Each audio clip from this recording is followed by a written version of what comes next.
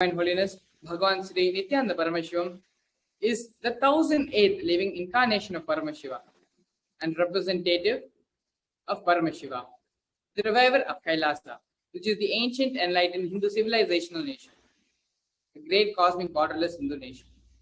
Ever since the beginning of the civilization, the Sanatana Hindu Dharma has been the cradle of enlightened beings in highly advanced sciences, choose where the science of enlightenment and powers, Shaktis, was lived and taught as a lifestyle. For the first time in modern day, the Supreme Pontiff of Hinduism is reviving these yogic sciences and transmitting them to the world at a record-breaking pace which has never been accomplished before.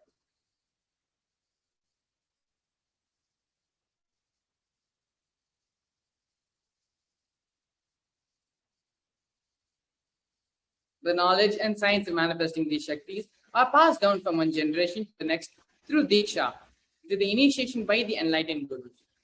The Supreme Pontiff of Hinduism, being recognized as an incarnation at a very young age, was trained and taught these sciences to revive the initiations and knowledge repositories for billions to manifest the science of Bhava manifestation from the various disciplines of Vedanta, Tantra and Sri Vidya, Yoga and Yogic powers, Mantra Shastra, Siddha Vidya, the science of Aushadha, Advaita and Bhakti Yoga, Paramashiva Jnana and Paramashiva Vijnana.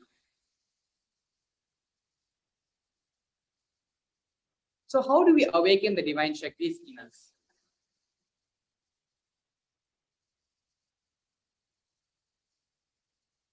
Every ultimate truth, Jnana, mapped into your consciousness, Prajna, manifests as the possibility and power of every being, Prajnana.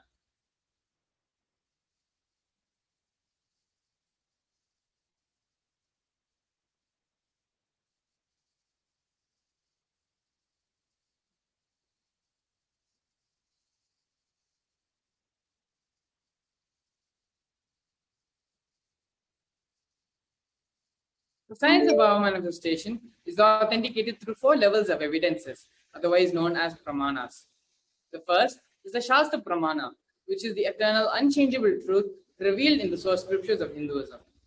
The next is the Apta Pramana, which are the experiences and results of the Aptas or authorities of Hinduism, the Vedic rishis and scientists who have time tested and verified this science.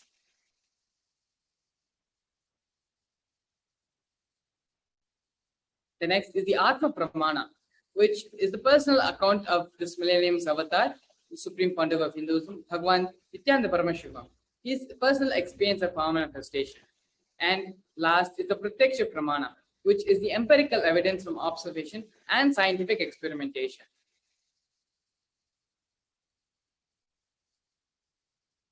The Vedagamas is a living applied science. Vedas are the ultimate superior authority for Hindus.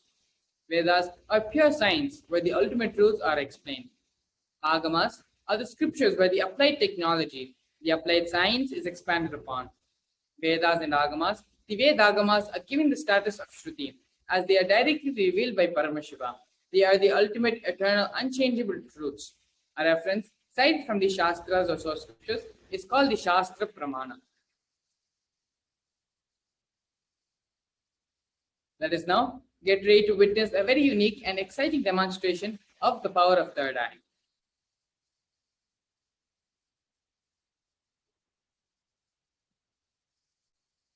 Here we have the Shastra Pramana, which is a scriptural reference to manifest the power of third eye. Kapalantarmanonyasya tishthanmilita lochanaha kramena manaso dadyad lakshayed lakshamuttamam. By fixing the mind on the inner space within the crown center and sitting stably without any movement, having the eyes closed in succession, by that stability of the mind and inner space, through the power of the third eye, one directly sees the ultimate goal, Lakshyam, by having the vision beyond the sight that reveals any object or place, attaining the space of oneness with the source, Paramashiva. Here we have the Apta Pramana, where Bhagavan Sri Krishna initiates Arjuna into the power of third eye. Tato mam shakyased drishtum anenaiva swachakshusha divyam dadami te chakshuhu pashyame yogamaishwaram. Bhagavan Krishna says to Arjuna, but you cannot see my cosmic form with these physical eyes of yours. Therefore, I grant you the divine third eye vision. Behold my cosmic opulence. In the Hindu Purana Bhagavad Gita, Bhagavan Sri Krishna initiates Arjuna into the power of third eye. Behold Krishna's Vishrupa Darshan, the vision of his cosmic form. The 11th chapter of Bhagavad Gita contains the description of Bhagavan Krishna's cosmic form, which is completely narrated by Arjuna as he sees Bhagavan Krishna through his third eye. Here we have the Atma Praman, where in Swami's own words, he describes his third eye experience. The first experience is that I was able to see everything around me, above me, the whole 360 degree, 10 directions, below me, everything. I realized not only I was able to see, I was able to feel, experience all of that as me.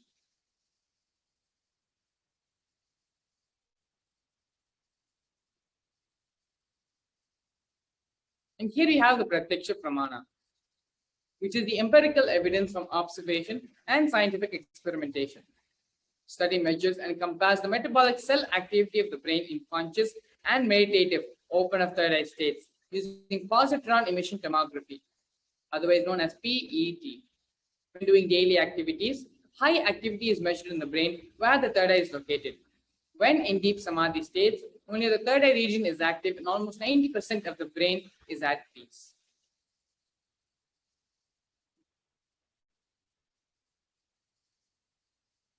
Here you have the Sakshi Pramana, which are the experiences and results of the extraordinary manifestation happening through the initiated disciples of the Supreme Pontiff of Hinduism. This rare, sacred science of third eye awakening is being made available to humanity for the ultimate enrichment and conscious evolution by the Supreme Pontiff of Hinduism, Jagat Guru Mahasannidhanam, His Divine Holiness Bhagavan Sri Nithyananda Paramashivam. As the living incarnation of Paramashiva, the Supreme Pontiff of Hinduism embodies the most profound yogic states that surpass all bounds of time, space, and matter. Supreme Pontiff of Hinduism is gifting this pure, great science of third eye awakening, along with many other spiritual sciences, through initiation, Diksha, where millions of people have been initiated by the Supreme Pontiff of Hinduism and are experiencing the profound results as extraordinary powers in their everyday life. With this, we're now going to be moving into the power demonstration of the power of third eye. Joining us today will be Srinitya Sundareshananda Maharaj and Srinitya Shivashankarananda Maharaj, who will be taking the power demonstration for us. Please stay tuned as we get ready and witness this extraordinary demonstration.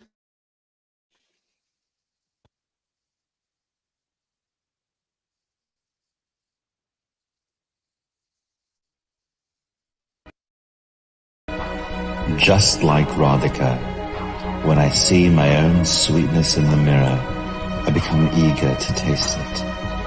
I find that the only way to relish this sweetness is through the constitution of Sri Radhika. Bhava Samadhi Darshan is a window to the infinite expanse of consciousness, allowing us to glimpse the formless in a way that we can understand. It cleanses the karmas of lifetimes. It awakens our biomemory to the space of Paramashiva, the ultimate consciousness, and creates a deep and lasting transformation in us.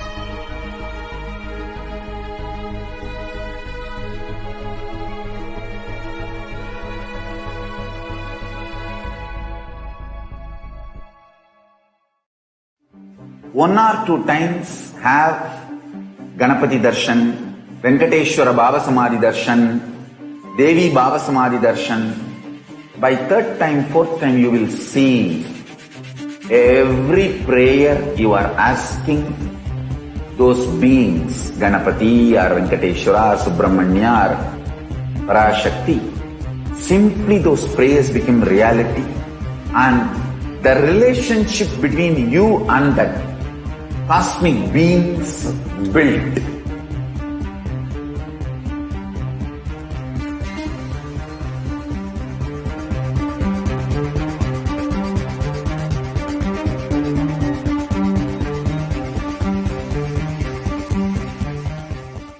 I tell you, each Bhava Samadhi Darshan is a spiritual treat, enjoy, spiritual feast, enjoy. Don't miss it.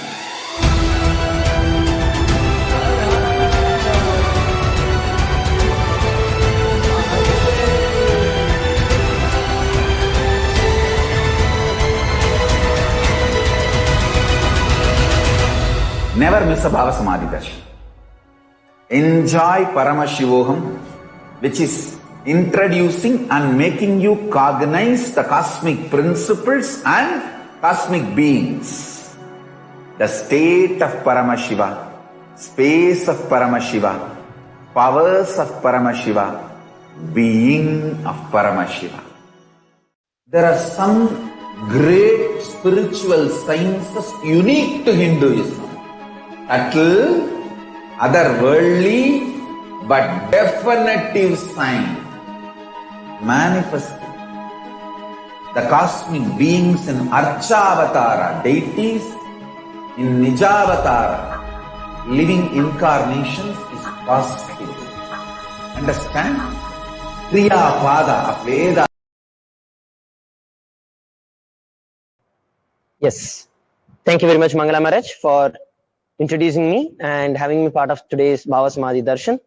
And I want to welcome all the viewers once again for watching us live on the Nithyananda TV, Facebook Live, YouTube Live, and the two-way video conferencing on Zoom, and various other platforms who are witnessing live Bhava Samadhi Darshan preparation of Bhagavan Lingodbhava. Today we are all blessed on this auspicious day of Pradosham to have the very experience that Paramashiva himself gave Brahma and Vishnu. We'll be looking at the deeper insights behind the happening of Lingodbhava in the further parts of the segment today. Now, let us witness a very beautiful power demonstration. Joining us today, we have Sri Nitya Shivashankarananda Maharaj and Sri Nitya Satyananda Maharaj, Balasans from the Nithyananda Gurukul.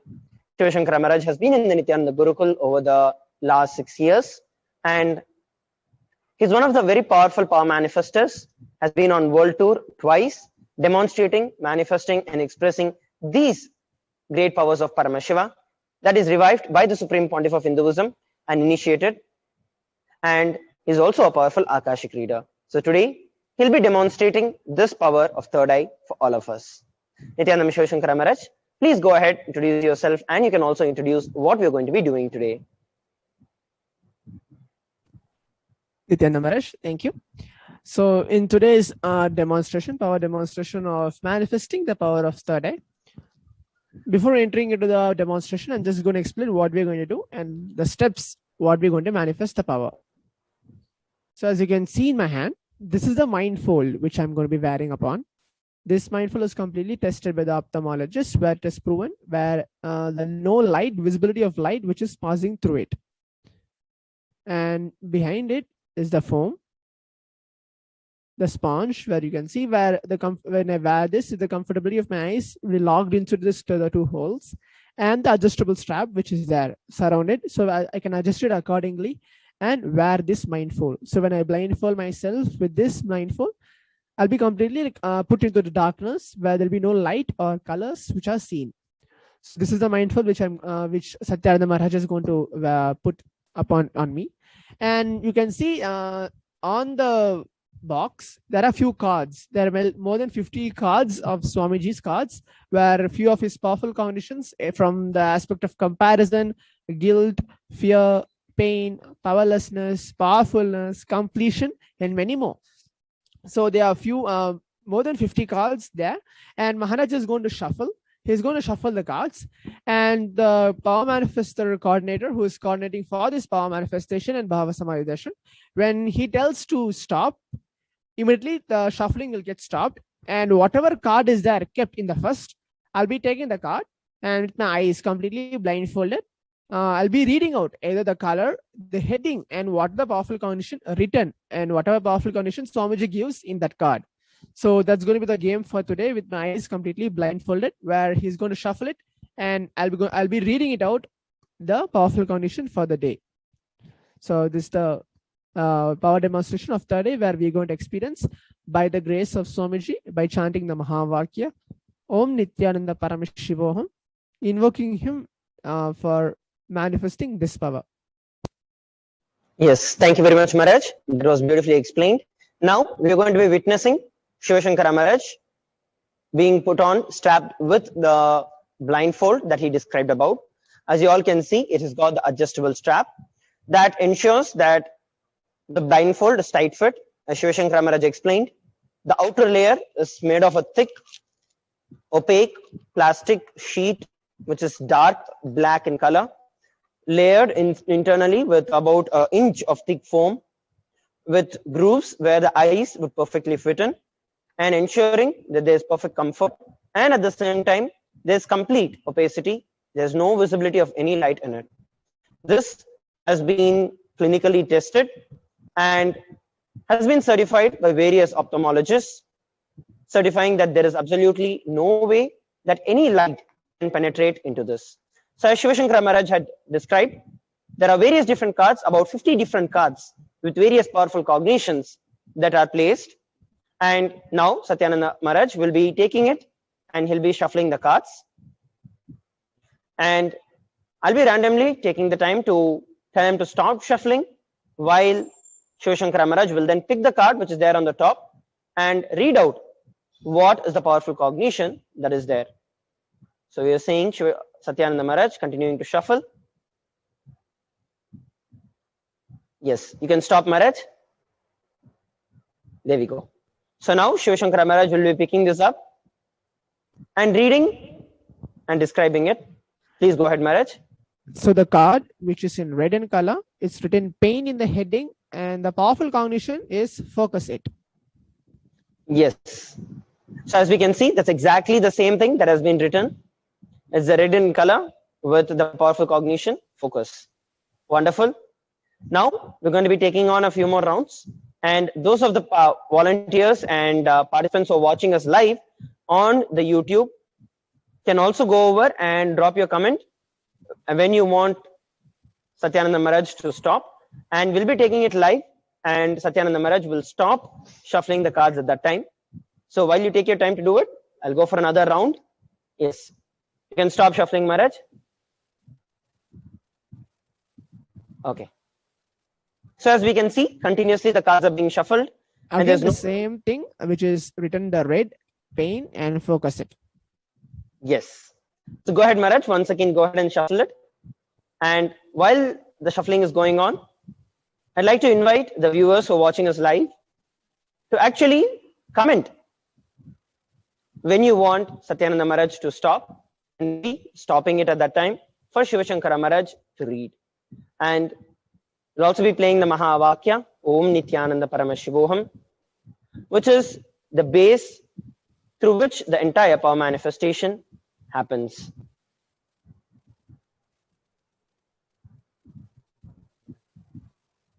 Yes, as we can see, continuous shuffling happening. Okay, so there we have Srinivas B. Kulkarni telling to stop. Yes. So now we are picking the card that Srinivas had asked us to stop, and now we are looking at that. So it's written, which is in brown in color, gratitude opposed to. Yes, exactly. That is right. Okay.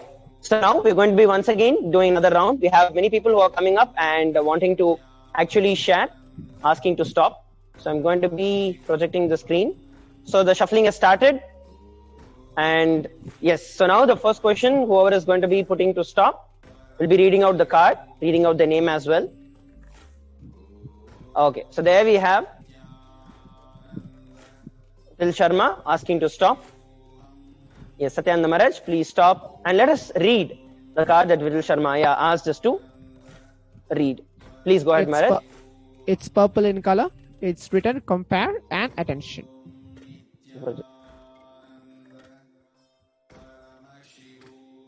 Okay, that's great. So as we saw, Shivashankara Maharaj once again exactly read it out as it is. So go ahead. We'll have one more round as there are so many people who are wanting to participate in this. So time starts now. Go ahead, start shuffling. And those participants whose name I'm taking out and reading, you can also confirm if whatever Shivashankara Maharaj stopped and read was exactly right. So with this, Sharmaya.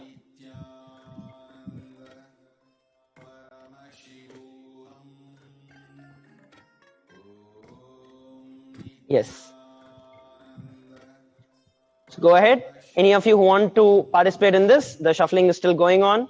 And any time that you tell us to stop, we'll be stopping it and reading out. So there we have Darshan's lifestyle asking to stop. Yes, Nithyananda Maharaj, you can stop. And now we're choosing the card that has been chosen by Prashant's lifestyle. Please go ahead. So Maharaj, you can read it out. It's the red color card. It's written worry, judge people or situation. Yes. So Prashant, you can actually confirm that it is right. Wonderful. Okay. So we have a participant asking to actually read the whole card, front and the back. So back side, Shivashankara Maharaj, you can show. Yes, the back is Swamiji's Jivan Mukti photo where he is wearing a turban and it's completely orange in color. It's similar for all 50 cards with the same photographs, and the powerful conditions only differs in each and every single cards. Yes. Thank you very much, Maharaj. And we just witnessed an extraordinary power manifestation. I know a lot of us who are continuously commenting for stopping and actually participating in this. But due to time constraints and restrictions in time, we'll have to be now moving on to the next segment of the Bhava Samadhi Darshan.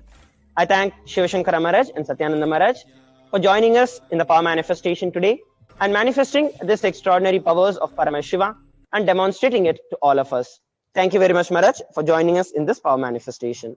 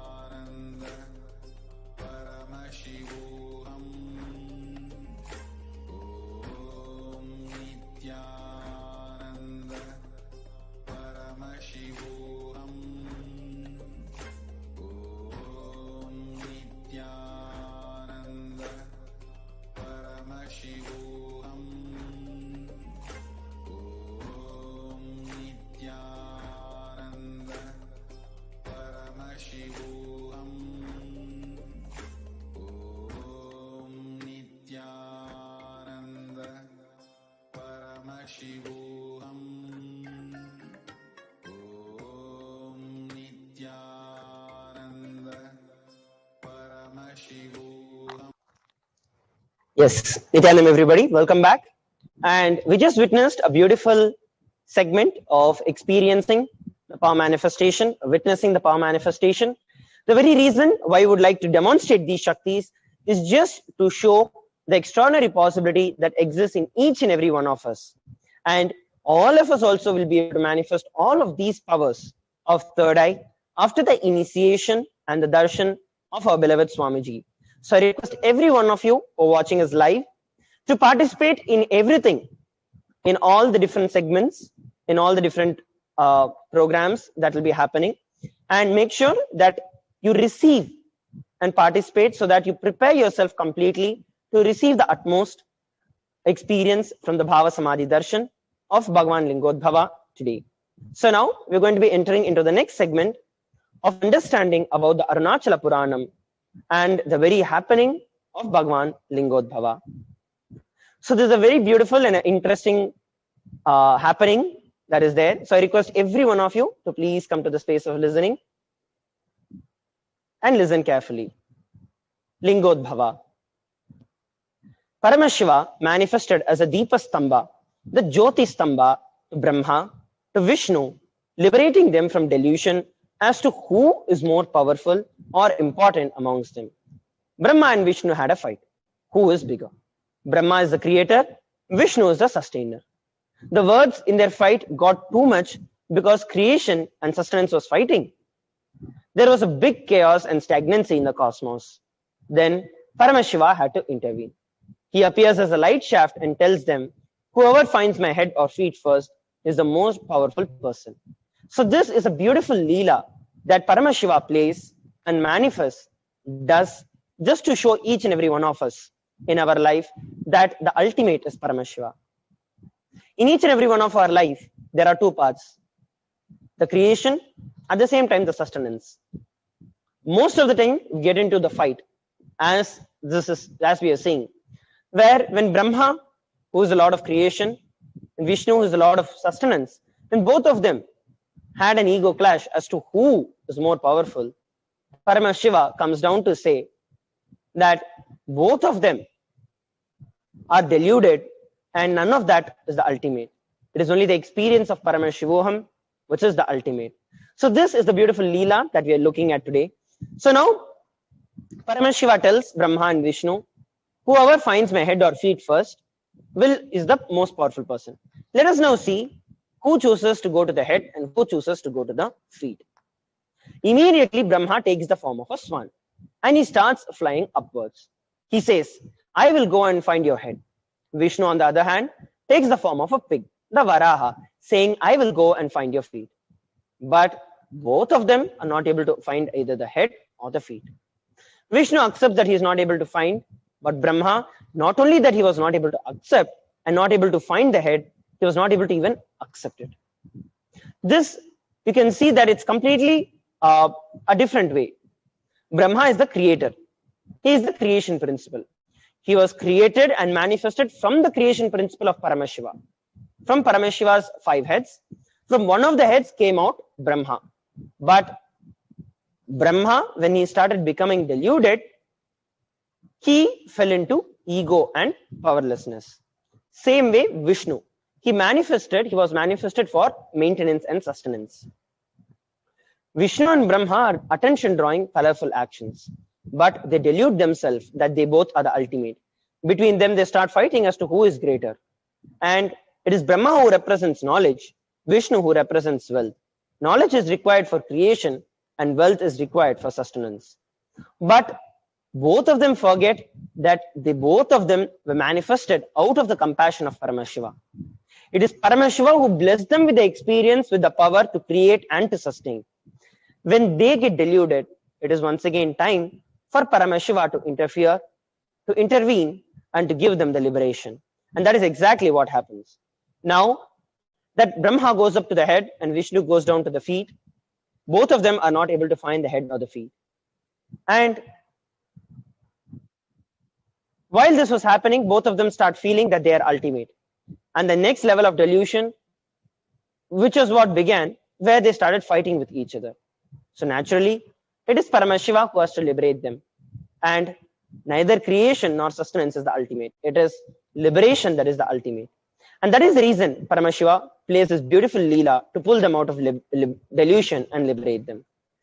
When the moment Paramashiva appears as a Jyotirlinga and he tells Brahma and Vishnu, whoever finds the head or feet will be declared as the winner, Brahma becomes a swan and flies towards the head. But if you look at the other way, the swan always lives in the lotus. So he should have actually gone down to find the lotus feet of Paramashiva. But it does the other way.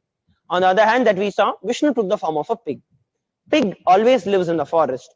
So he should have actually taken the decision to go towards Paramashiva's Jatas, which is a forest. But again, whenever we are deluded, we do not have the intelligence to make the right decision in our life. When we start thinking that it is wealth or knowledge that is the ultimate, we delude ourselves and we lose the intelligence to actually happen to create life the way we want. At the end, after a long time, both of them could not find the end. Vishnu goes on digging and digging and digging, and even then he reaches only up to the calf muscle of Paramashiva. And to mark that, he ties a bell on Paramashiva's calf muscles. And that is why If you see even till date, in all Shiva deities, there will be a bell that will be tied on Shiva's calf muscles. Those are the bell, that is the bell that is tied by Bhagavan Vishnu himself. But Brahma, as he takes the form of swan and flies, his entire age is almost over. His lifetime itself is almost over. Suddenly on the way, he finds a flower fallen from the head of Paramashiva. He realizes that he cannot find the head of Paramashiva. But when he looks at this flower, he asks the flower, "Where are you coming from?" The flower says, "I'm falling from Shiva's ears." Brahma becomes curious and he asks, "Since when are you falling?" The flower says, 4 Brahma's ages, which means the 4 Brahma Kalpas, where literally 4 times the age of Brahma, and he has still only been falling from the ear, forget even the head. It's only from the ear of Brahma that the flower has been, ear of Paramashiva, that the flower has been falling. Now, Brahma is not ready to accept defeat because knowledge always has ego. Brahma, who represents knowledge, asks that flower, cunningness enters in. "Can you support me by saying that I brought you from the head of Paramashiva and I'll give you a lot of boons?" The flower got a little tempted and he felt, okay, what is there? It's Brahma after all who is asking me. Fine. And he accepts it. Brahma later goes down back to Paramashiva and lies to Paramashiva, saying, "I found your head and this is the witness," showing the flower. The moment Paramashiva saw both of them, he just gave one stare through the third eye, and both the flower and Brahma's swan, as a swan, wither away. The swan's feathers are burnt and the flower dries and falls. People who think that they can cheat Paramashiva are the final losers in their life because they do not understand that Paramashiva is the all-knower. And this happens when knowledge takes over people. When people think that intellectual knowledge is more powerful, they think they are equivalent to Paramashiva and destroy their life and are not ready to accept the powerlessness, the incompletions, and the ego, and do not accept defeat, which puts them into even bigger delusion. Brahma then gets the curse that he will never be worshipped anymore, and flower gets the curse that will never be used in Shiva Puja. Understand, Brahma, who was created from the very existence of Paramashiva, gets the curse that he'll never be worshipped, and the flower, who got the opportunity to always be on the ears of Paramashiva, gets the curse that he can never be used in Shiva Puja. Finally, Brahma does tapas and asks for forgiveness. Paramashiva has eternal compassion. He says, "Okay, you will be there in all my temples, facing the north, where my sacred bath water will come through the Gomukha. And from that water, you can use it for the creation." Same way, the flower was also given the Shapa Vimochana, that once a year, just on the day of Shivaratri alone, the flower will be used for Shiva Puja and not on any other time. Even till now in Tiruvannamalai, Lingodbhava Murti will be worshipped with the Tarampu, which is the name of the flower that fell off the ears of Paramashiva, only on Shivaratri day. You need to understand the deeper and deeper layers of meaning. The knowledge and wealth cannot show you the ultimate, and it is not the ultimate. It is enlightenment alone, which is the ultimate. Now, we're going to listen from Swamiji himself about Bhagavan Lingodbhava. Stay tuned for watching a beautiful video where Swamiji describes and reveals about Bhagavan Lingodbhava.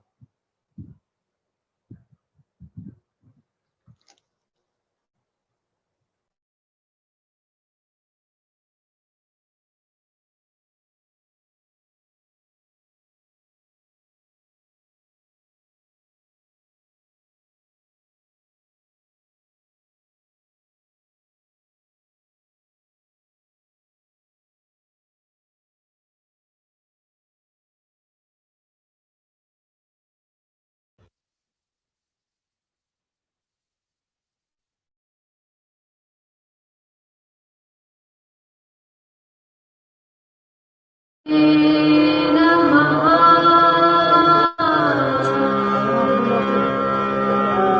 「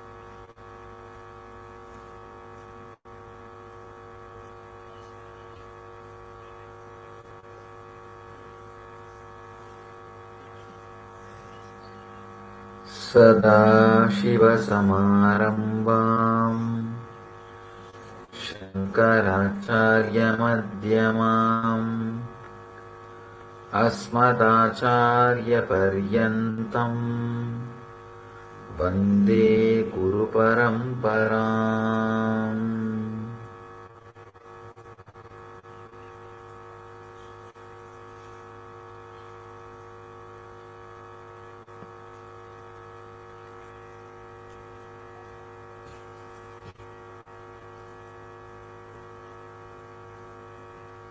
I welcome you all with my love and respects.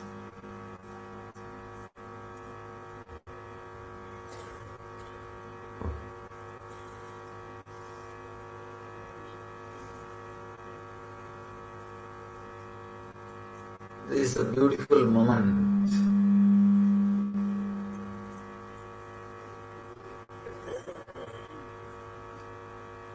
The auspicious Lingodbhava time, the time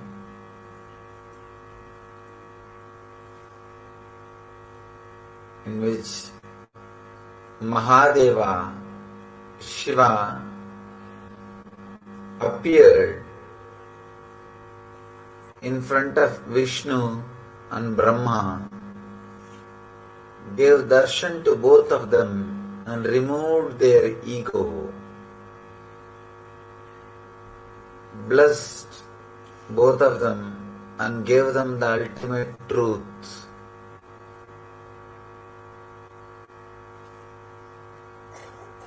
This is the same moment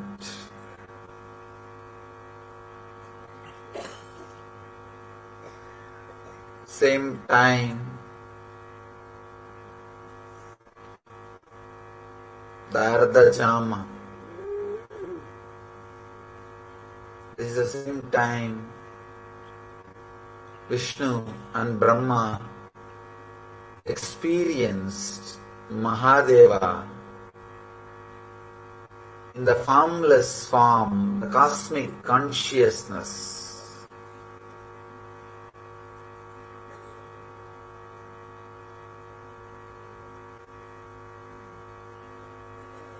As a light beam, the pure consciousness.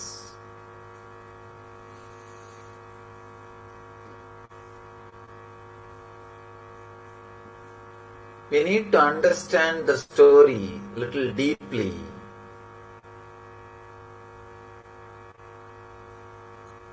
Brahma is the representation of intellect, Saraswati's husband. Vishnu is the representation of money, Lakshmi's husband. Through this story, Brahma and Vishnu is not able to find Mahadeva, Shiva. An important truth is revealed.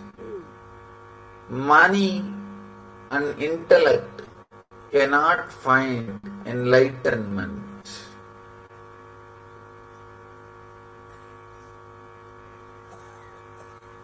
But many times the money and intellect starts fighting between them. Who is great? From time immemorial, intellectuals and politicians were fighting. From time immemorial, people with wealth and people with intellect are constantly fighting. That fight is only represented through this story. That fight is only presented through this story.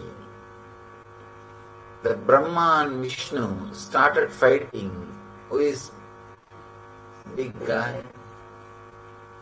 Who is a great guy? Whether intellect or money.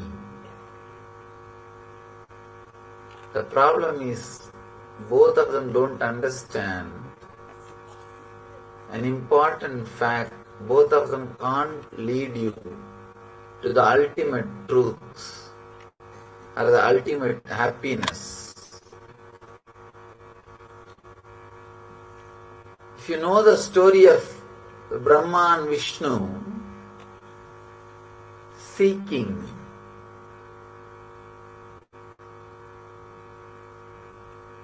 the Shiva's feet and the head, you will understand what I am saying. It's a beautiful story with a tremendous metaphysical meaning in it.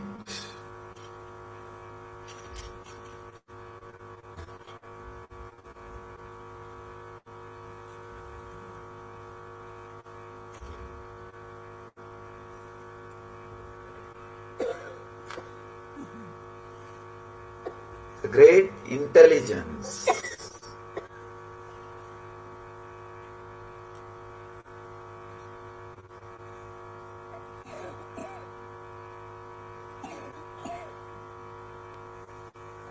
we need to understand this story a little deeply. Only then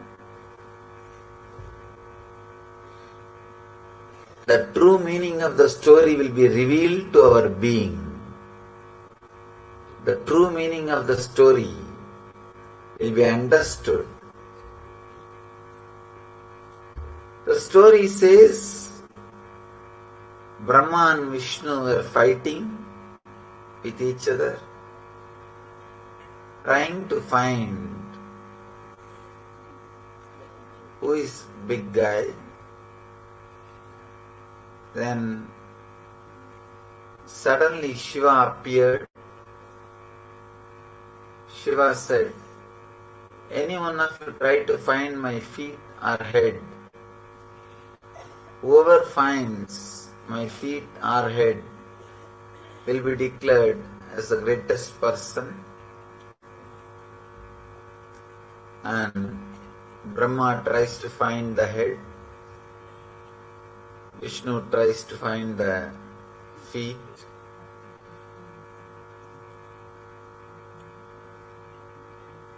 Unfortunately, not only they were not able to find, they realized nobody can find. Vishnu, the moment he realized, he surrendered, and Shiva blessed him.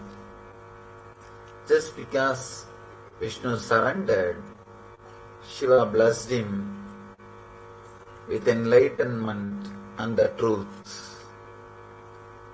Brahma, even though he was not able to find, does not want to surrender, doesn't want to agree that he can't find. So he tries to find some false witness, a flower which was the Shiva's head. He tried to bring that flower as a witness. The flower was falling from Shiva's head for ages.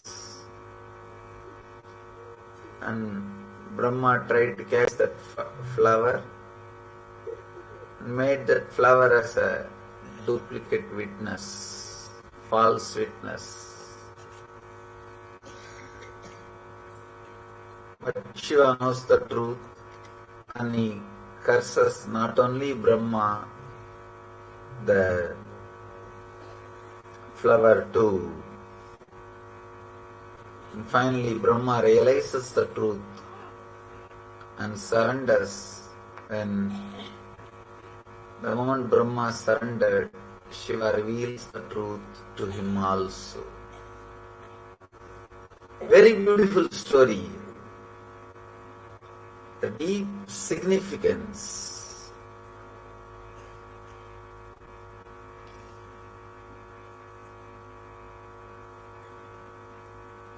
As I was telling, Brahma represents intellect, Vishnu represents money.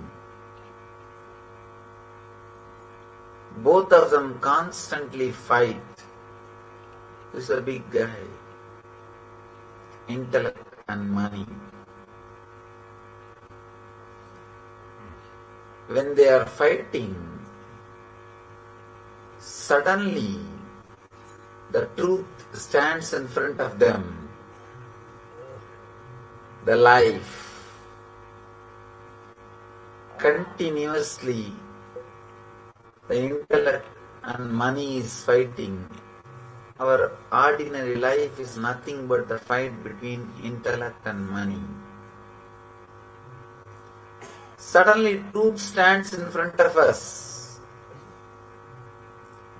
and tells the money and intellect, try to find my head or feet. Neither money nor intellect can find the beginning or end of life. Beginning or end of life cannot be controlled by intellect or money. Not only it cannot be controlled, it can't be altered, changed. When you can't do anything with your beginning and end, then you can't do anything in between also. Life is life. But neither the intellect nor the money is ready to surrender. Intellect tries to find the head. Brahma goes in the form of swan to find the head. Vishnu goes in the form of pig to find the feet. Both of them are trying their best. Vishnu goes. For ages he is digging. Finally he realizes the truth. He won't be successful. At one point, he just wants to mark the spot to which extent he travelled. He ties a bell. Still in all Shiva's murtis, Shiva's idols, you will see a bell near the calf. Near the calf muscle, you will see a bell that is tied by Vishnu. Vishnu was able to travel only to that distance. Whether in Nataraja or Dakshinamurti, in all Shiva Murtis, you will see that bell.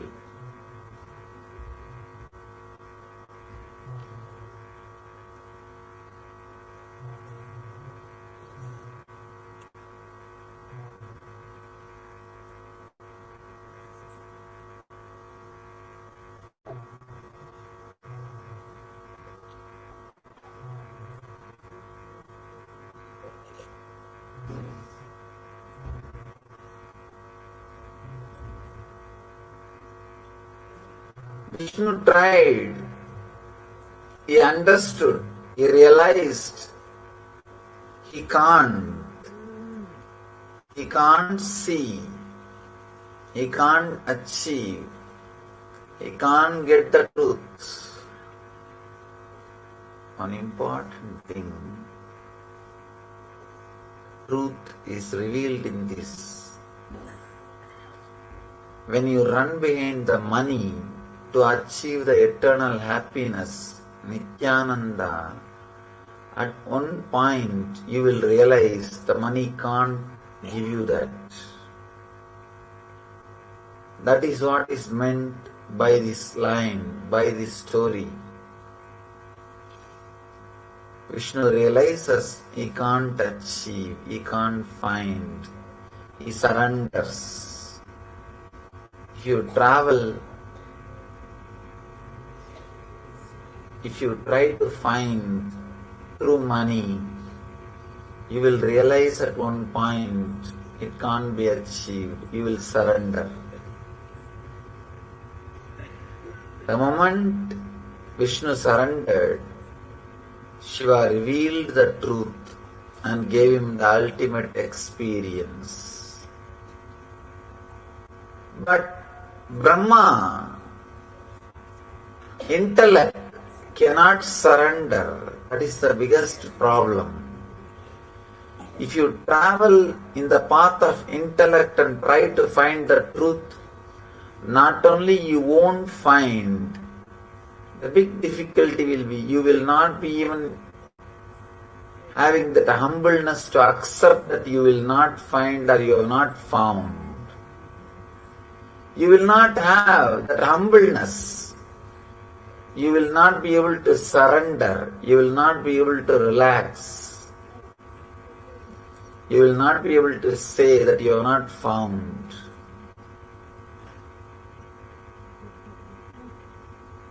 Not only you won't be able to say you have not found, you will try to bring all false witnesses. Brahma, not only he was not able to find, he can't accept that he did not find. So he brings false witness, the flower which was near the head of Shiva and which was falling for ages. He actually caught the flower and asked, the Brahma asked that flower, "You are from where?" The flower says, "I am from the hair of Mahadeva, Shiva." Brahma asked, "How long you are traveling?" The flower said, "For 4 Brahma's age I am traveling. Still I have not reached even Mahadeva's face. Brahma understands he has only one age, means one kalpa. This flower is traveling for 4 kalpas. He understands he can't find, but he can't surrender.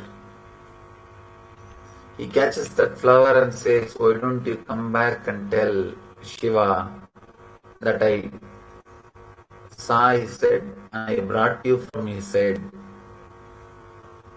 Flower says, I don't have a problem. After all, I am going down. I can do a small favor for you. Understand, if you try to do something wrong, even for doing good to others, you are in trouble. Even for doing good to others, if you try to do anything adharmic, anything which is not right, you are in trouble. This flower thought, after all, Brahma is asking me a small favor. Why can't I do? He said, okay. And Brahma comes down and says, I found your head and this is the witness. Shiva knows where he kept the flower. That is the biggest problem. Again and again this intellect thinks it can hide from enlightened being. It can do whatever it wants and it can escape. It can get away with it. Understand? Enlightened being is a person who played with his intellect. So you can't play with him with your intellect. But we always miss the game, thinking that we can play with him with our intellect. He played with his intellect itself. And how can he be caught by your intellect? No.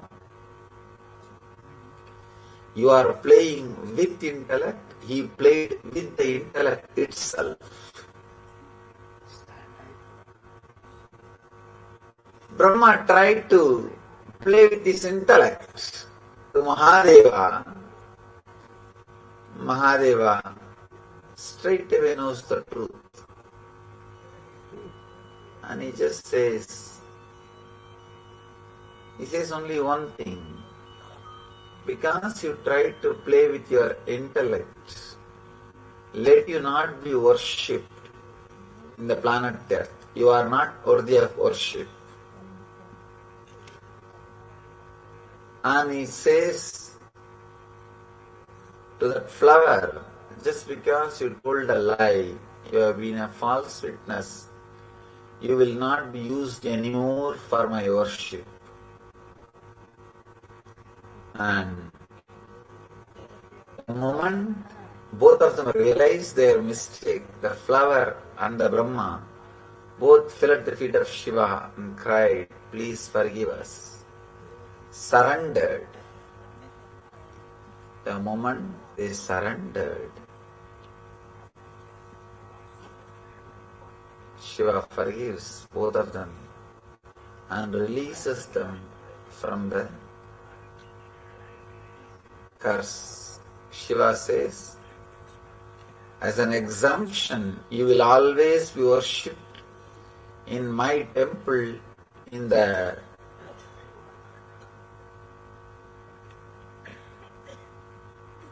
north side.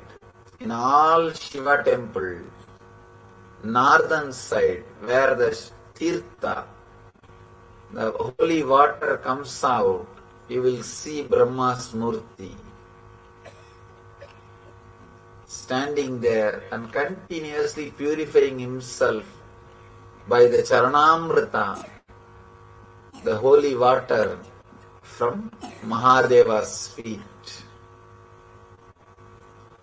The same way, the flower was also blessed. Mahadeva says, you will not be used for worship, but as an exemption, one day on Shivaratri day you will be used for my worship. This is the very day Mahadeva expressed himself.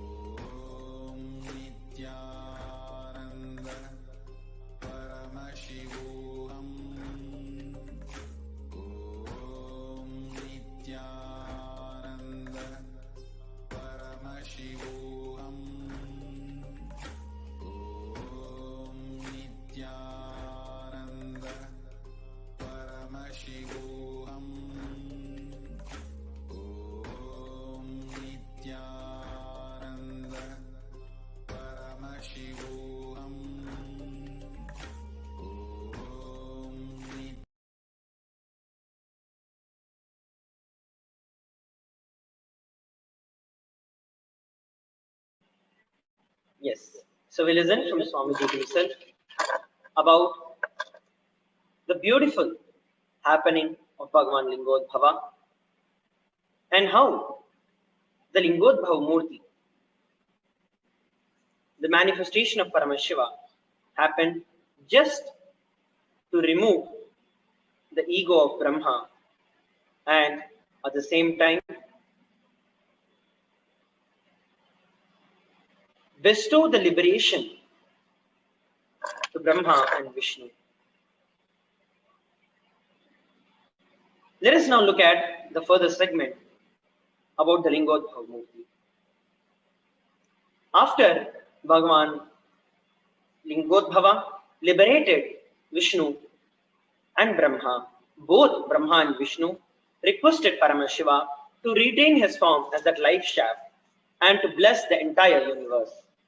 At their request, Paramashiva, in that very form of divine light, became the Arunachala, the glowing mountain in Tiruvannamalai. True to his promise, Paramashiva retained his form as the Arunachala mountain, assumed the form of the Shivalinga called Arunachaleshwara at the temple in Tiruvannamalai, and incarnating continuously, keeping the unbroken lineage of the enlightened beings in Tiruvannamalai till date. If you have all heard about the Tiruvannamalai, the entire Arunachala hill is worshipped as Paramashiva and draws thousands of people on every Paurnami who go as a circumambulation around the entire 14-kilometer path. As from time immemorial, the entire hill itself is Paramashiva. The Linga which exists in the Arunachaleshwara temple is the direct manifestation, the very being, the very Archavatara of Lingodbhava Murti. And as a living incarnation, time and again, Paramashiva incarnates in the Tiruvannamalai, bestowing grace and liberation to the entire mankind. The significance of the Lingodbhava story, the happening of Lingodbhava, as revealed by the Supreme Pontiff of Hinduism. As Swamiji shared, Vishnu represents the Mamakara, the identity that you carry within you and believe as you. Brahma represents the Ahankara, the identity which you project to the outer world. Neither the Ahankara nor the Mamakara can realize the truth or give you the truth. Understanding each and every one of our life, we all carry certain understandings, ideologies about ourselves. We may feel that we are a good person, we are capable of doing so many things. You are good at studying, you're good at doing certain things. On the other side, you may also have negative cognitions about you, that whatever you touch will not perish. Anything that you start is not happening. I am always weak. This is the Mamakara, the idea that we all carry about ourselves. Ahankara, on the other hand, is how you respond, how you react, how you show yourself to the entire world, to the life around you. Both of this is not true. Please listen. Swamiji beautifully shares that Mamakara, the ideas that you carry about you, is dependent on all the external situations outside you. For example, if you have a huge house, you have a few cars, then you consider yourself as a rich person. If you're able to make money, if you're rich, then you consider yourself as successful in career. If, for example, you're not able to create wealth in your life or money in your life, you consider yourself as a person who is incapable of creating wealth and incapable of having money in life. Same way, if you're not able to maintain beautiful and stable relationships, you feel that you're not able to create relationships in your life. So understand the very idea that we carry about ourselves, the Mamakara that we carry about ourselves, the inner image that we carry about ourselves is completely dependent on the external happening. It is not that you have a clear understanding about who you are and from that you create the external situation. No. And naturally, the external situation can change at any point in time. So the Mamakara that you carry about you is just hopes, is baseless, Because the moment someone changes the ideology, the moment life externally changes, the very cognition that you carry about you completely changes. Same with ahankara. Based on how people respond back to you, you project yourself to people. A beautiful example, when we are small, many times you would have seen our parents, relatives, elder people, friends fight with each other. The dominant one, who probably at that point in time shouted, would have had more power and the other person would have listened to him. So we think, okay, maybe possibly that even if we shout and if we show ourselves as a powerful person, the other people will listen to us. So looking at the external situation of life, you try to project yourself as a more powerful person to get things done in your life. Same with anything else. How you project yourself is again dependent on the external situations and how people respond back to you. As long as our idea depends on the external situation, nothing is actually real. And that is the reason Swamiji beautifully reveals that neither the mamakara nor the ahankara can make you realize the truth nor give you the truth. Because both of them are built on something that actually does not exist. It is not stable. And that is the reason Paramashiva, who is a cosmic consciousness, who is the embodiment of the existential energy, takes you beyond the ahankara and mamakara. Because he neither has ahankara nor mamakara. And as long as you have ahankara or mamakara, you cannot reach Mahadeva. You will not even be able to understand or realize Mahadeva. That is the reason Paramashiva himself comes down to liberate us from the mamakara and ahankara that we carry. To show us that there is something beyond just the external happenings in our life. That there is something beyond the problems that we face in our life. That there is something much beyond than what we can imagine as life. It is Paramashiva. As Swamiji himself has come down as an embodiment of Paramashiva, gracing us all with this experience of the ultimate experience of Paramashivoham, that you are Paramashiva. It is only that he comes down and he lifts us from the space that we are in, breaks us out of the ahankara and mamakara that we carry. As long as we are there, stuck in the rut of ahankara and mamakara, we will never be able to experience, realize, or even able to walk towards the truth. It is only by the divine intervention that this is possible. Just like how we saw in the happening of Lingodbhava, it is only when Paramashiva intervenes that Brahma and Vishnu were liberated. Same goes in every one of our life. It is only when the intervention of the Guru happens in each and every one of our life. Guru, who is the incarnation of Paramashiva himself, our beloved Swamiji, only after he intervenes in every one of our life, we realize that there is something beyond the mamakara and hankara that we carry. The existential energy, the cosmic consciousness. There's a great significance in the story. Swamiji beautifully shares, you cannot attain Nithyananda, the eternal bliss, with just the intellect or with money. Going upwards, like Brahma, is rajas, passion without value. We need to understand the statement very clearly. As long as we are stuck with the intellectual knowledge, you continuously delude yourself without having any experience. There are so many intellectuals who are there out in the world where they are dry people because there has been no experience that has been there.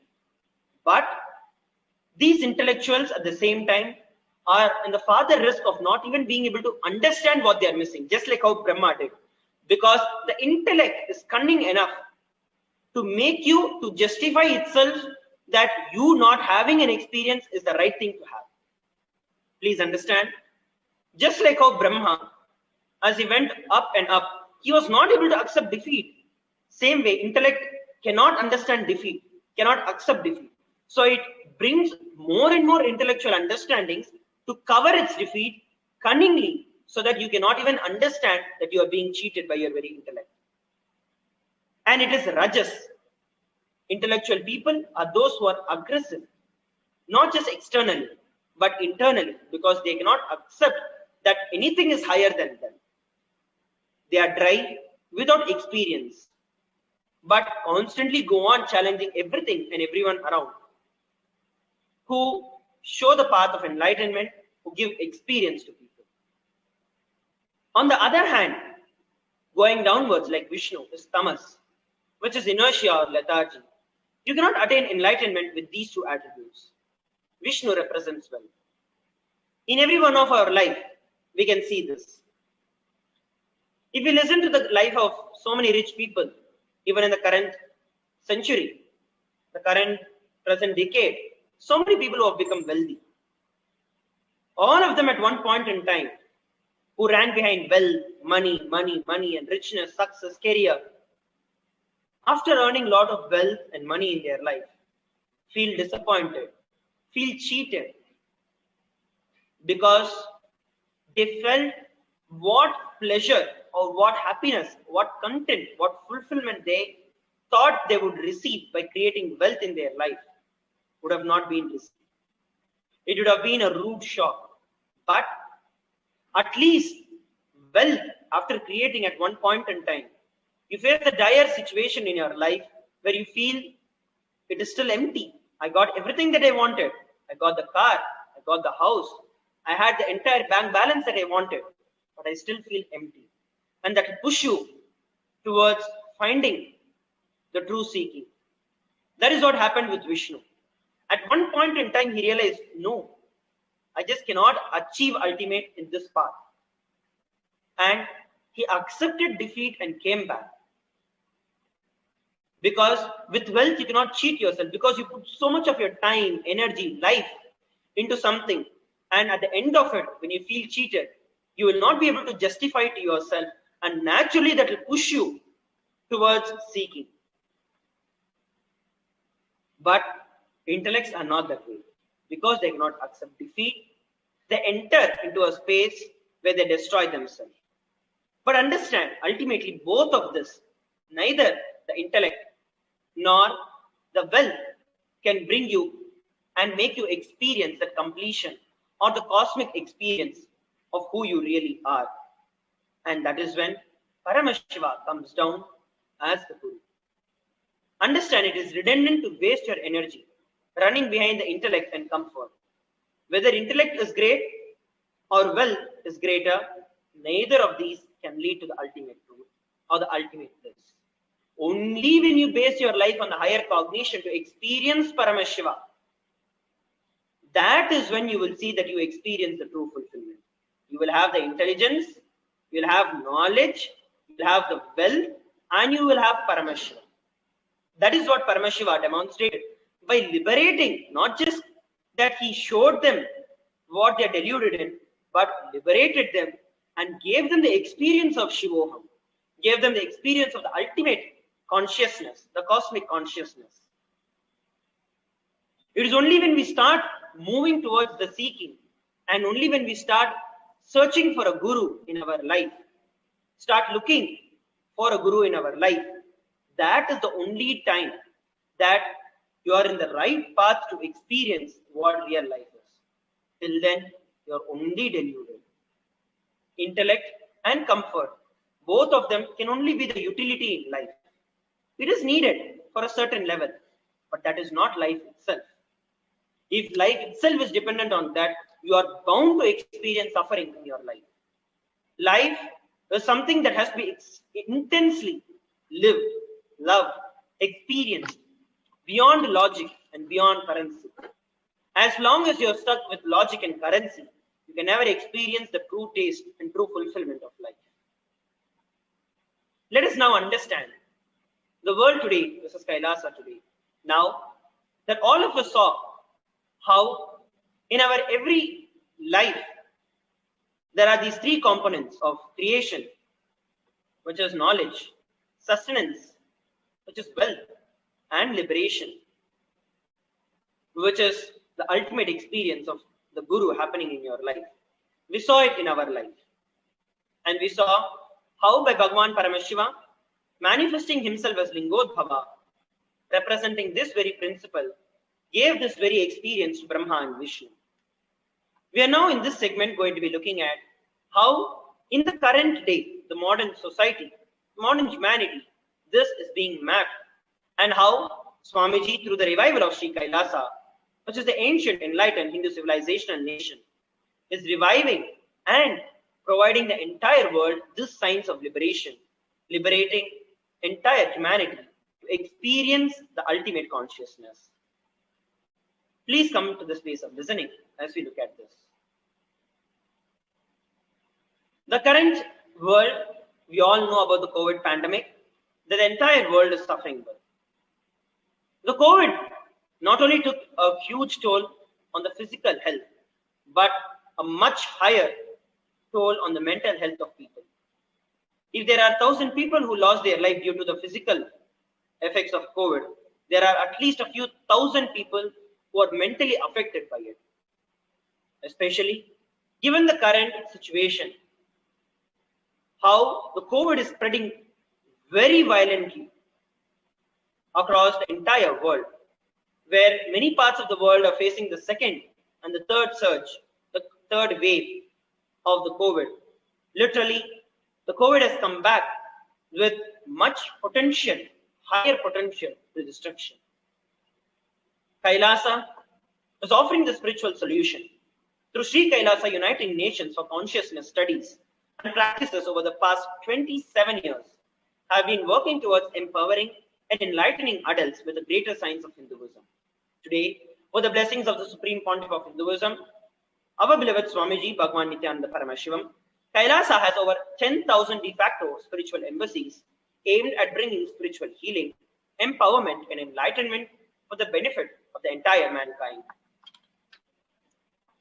The coronavirus pandemic brought a huge amount of shutdown to the K-12 schools across 191 countries.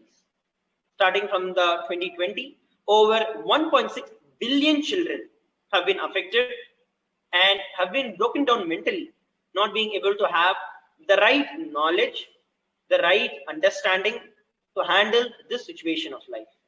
On the other hand, the Nithyananda Hindu University, which is the world's largest Hindu library, Hindu university, as per the number of faculties, number of students, number of courses, and number inspired by the Supreme Pontiff of Hinduism, with over 20 million plus enrollments, 7,000 plus courses with extended campuses in over 150 countries, is continuously providing the various programs such as the Paramashivoham, the Paramashivoham level 2, the daily Nitya Satsangs, the Bhava Samadhi Darshan, the Parashakti Arulvak, where Swamiji is continuously making himself available to the entire humanity during this COVID pandemic, literally placing every one of us in a beautiful bubble that protects us from the COVID pandemic in all across levels of mental, physical, psychological. At the same time, the Nithyananda Hindu Library is collecting, organizing, preserving, time capsuling, decoding, spreading, and reviving 20 million source books of Hinduism continuously, so that this greater science of Hinduism can be revived, can be protected, and can be shared for the entire benefit of the humanity. The surge in the suicide rate due to the COVID pandemic. As we've been looking at how it has been mentally affecting, please understand the next immediate death after the COVID has been the surge in the suicide rates. And this is because we are mentally not able to handle the situation. When we listen or when we look at the situation, especially when we read the news, without the right understandings, the COVID affects us at a very powerful way. When we get to know that some of our near and dear ones, our relatives, our colleagues, friends have lost their life or have been admitted in the ICU or are on ventilator and oxygen support, the beds are not available, oxygen is lacking. When we listen to these kind of situations, an immense fear and insecurity is created in every one of us, which boils us down to the very deep core, putting us down mentally, putting us into the insecurity and fear as to what will happen if it happens. Kailasa, having taken the spiritual solution, giving the spiritual solution by taking the responsibility to spiritually heal the world during the pandemic. As we saw, various courses are offered to heal mentally. At the same time, Kailasa's Department of Religion and Worship, in collaboration with the Department of Human Services, have been offering Maheshwara Puja twice a month for the departed souls who have passed away due to COVID, natural calamities, unnatural calamities, devastations for the year 2020 till date. Through the Maheshwara Puja, the departed souls are offered completion by the Supreme Pontiff of Hinduism. Liberation is granted through the sacred rituals offered at the feet of the 1008th living incarnation of Paramashiva, the Supreme Pontiff of Hinduism, Bhagavan Nithyananda Paramashivam. Let us now look at the scientific Hinduism, which describes about how the happening of Bhagavan, Lingodbhava, is documented scientifically. Our beloved Swamiji is not only working towards reviving the science, but also establishing it with as much as Sakshi Pramana and Pratyaksha Pramana, which is the empirical evidence with modern day research and scientific experimentation. For this segment, we'll be joined by Sri Nithyananda Maharaj, who will be giving us and sharing deeper insights into this. I request every one of you to please stay tuned to understand and witness this beautiful and exciting revelations of the scientific Hinduism as revealed by the Supreme Pontiff of Hinduism.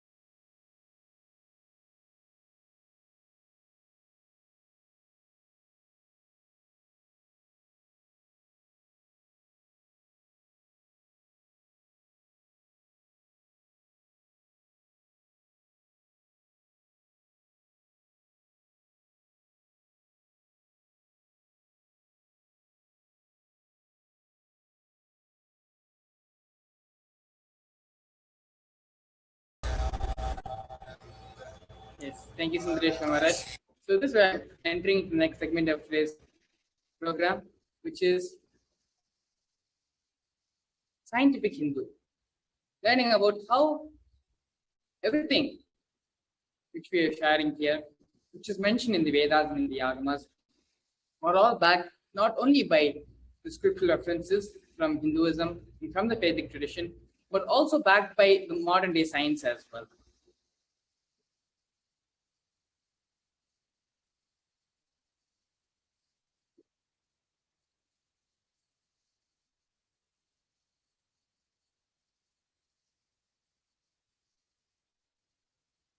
Whatever you see appearing from something which you can't understand is a Big Bang. Big Bang means initiation. It is allowing Swamiji to enter into you, you experiencing a new you. At some day, suddenly you will feel even the trace of your old identity is not there in you anymore. A Big Bang is something of which happens when you receive the initiation from the avatar. It is a click which happens to you when you listen to satsang. It is a powerful cognition which you remember and based off of which power manifestation happens. When something explodes inside of you, when the positive expansion, conscious expansion happens inside of you, that is what is the Big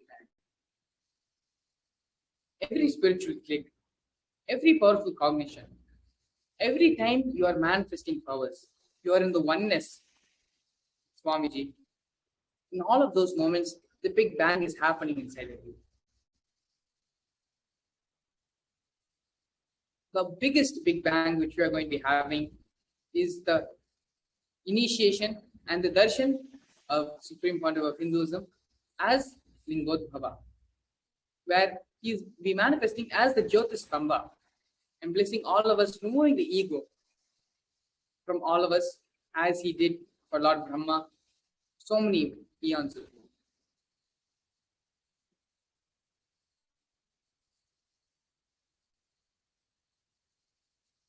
Something which is responsible for the life is what is called the weave hole, otherwise known as Vishnu. It can either overflow nor can become dry.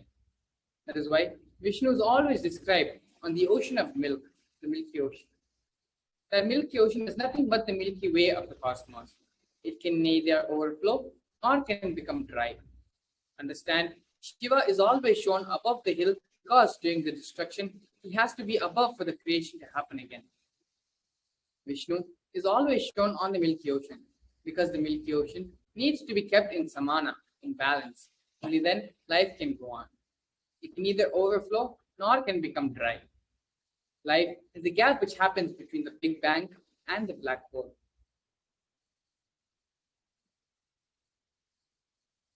Mahavishnu is described as the sustainer, as a protector, maintenance of the cosmos. Life happens between the gap of Brahma, the creation, and destruction, rejuvenation, which is Paramashiva. Paramashiva is always described to be sitting on top of Mount Kailasa, because when the destruction happens, he needs to be on top for rejuvenation to take place. He has to be above for creation to restart itself. But it is different in the case of the sustenance, in the case of Mahavishnu. Mahavishnu is always described and illustrated to be shown on the Milky Ocean. It is because he is on the Milky Ocean, the samana, the balance is kept in place. And it is only when balance is there, life can go on. It neither overflows nor does it become dry. It is perfect and attuned to itself. Life happens in the gap between the Big Bang and the black.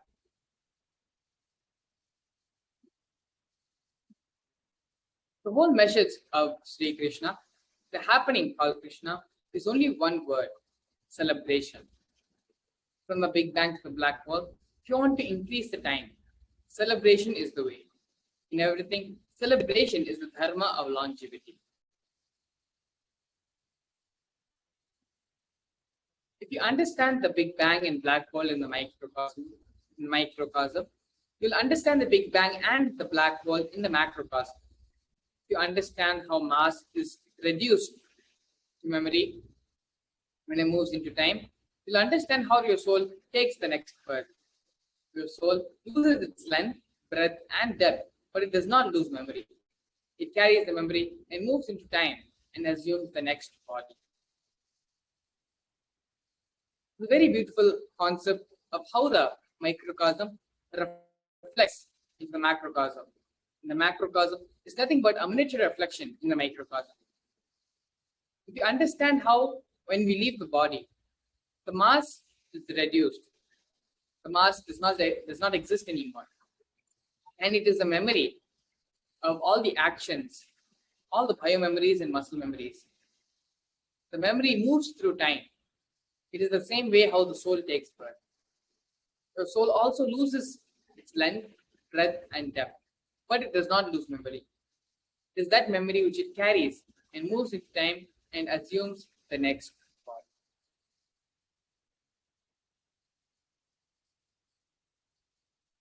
Here we have the Shastra Pramana, which is Paramashiva's promise to humanity.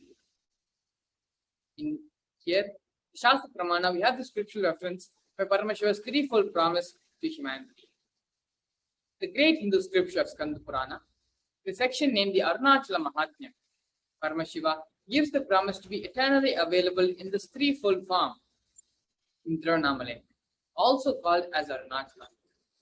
Paramashiva says, even though I have risen as the form of fire in the holy place of Arunachala, hiding that, I appear and shine as the peaceful mountain in order to protect the whole world through my grace. He also abide in the mountain in the form of a Siddha as Arunagiriyu. Within me, in the form of this mountain, there is the wonderful cave where all sorts of prosperity exists and shines forever. Know this.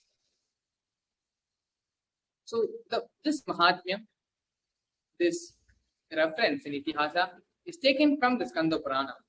And within the Skanda Purana, there is a section called Arunachala Mahatmya.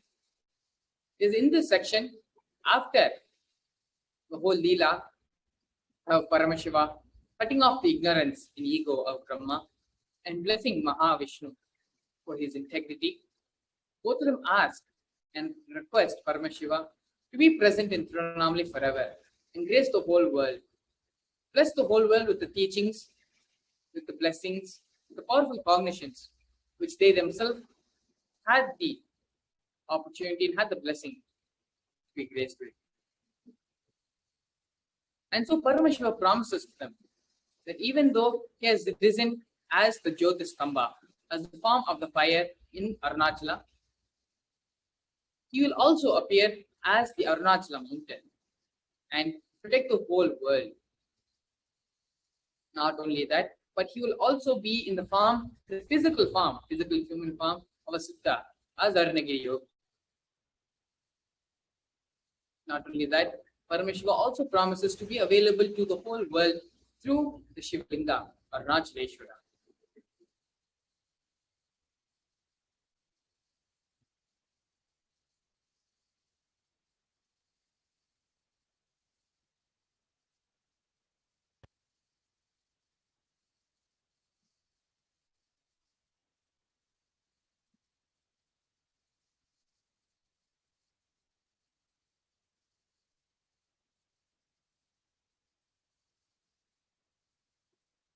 Here, you can see the photo of Jyotistambha becoming the sacred hill of Arunachala in Tirunamale. Next photo, we have the Linga in the Annamalaya temple, Arunachaleshwara Linga. And we also have the living incarnation of Paramashiva, the Supreme Pontiff of Hinduism, Bhagavan Sri Nithyananda Paramashivam. And it is through these three, Paramashiva promises in the Arunachala Mahatmyam that he will always be available to the world and grace the whole world through these three, through the sacred hill of Arunachala, as through the Linga in the Annamalaya temple, and as the living incarnation of Paramashiva. The Paramashiva lineage represents the tradition of the Gurus, the enlightened masters in Tirunamale, also called Arunachala, starting from Paramashiva himself. The lineage of Paramashiva prevails to fulfill Paramashiva's promise to humanity to be an eternal guiding force through an unbroken lineage of living Gurus hailing from Tirunamale to sustain the enlightenment ecosystem. One of the three promises which Paramashiva makes is the promise to be available as the living stream of enlightened masters, the Arunachala lineage. Starting with himself, the lineage of Paramashiva prevails to fulfill Paramashiva's promise to humanity to be the eternal guiding force as the unbroken lineage of living gurus, starting with Paramashiva himself and manifesting through various people in various parts of time as a continuous stream to maintain the enlightenment ecosystem.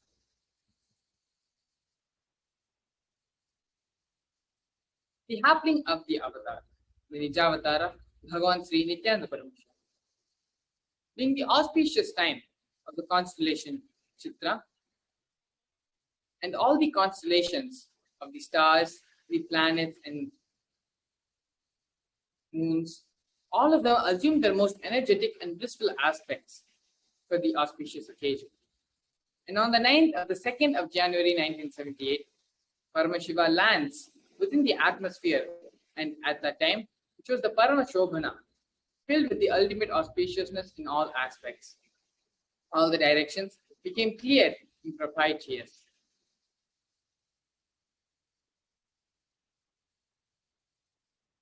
The sky became illuminated with innumerable clusters of stars shining unobscured. The earth with its towns, villages, settlements of rice farmers and mines revelled in auspicious festivities. The waters of the river became crystal clear. The lakes were blooming with lotuses. The rows of forest trees laden with bunches of flowers were resounded with swarms of sweetly humming bees and the cooing of birds. The whole cosmos literally celebrated the descent of Paramashiva happening on this planet Earth.